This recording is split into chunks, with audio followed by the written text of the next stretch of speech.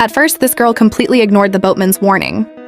He had already told her to wait until the boat fully passed under the bridge before sitting down. But she thought the gap was still safe, so she took the risk. She casually ducked, acting like everything was under control. But as the boat got closer, reality hit. The space was way tighter than she expected. Even then, she stayed confident she'd be fine. Without thinking twice, she kept her head down, until suddenly everything went dark. The boat got stuck under the bridge. Panic kicked in as the boatman shouted at her to move forward. Heart racing, she quickly leaned her body ahead. Slowly, the boat started moving again, and finally it made it through. Luckily, no one was hurt.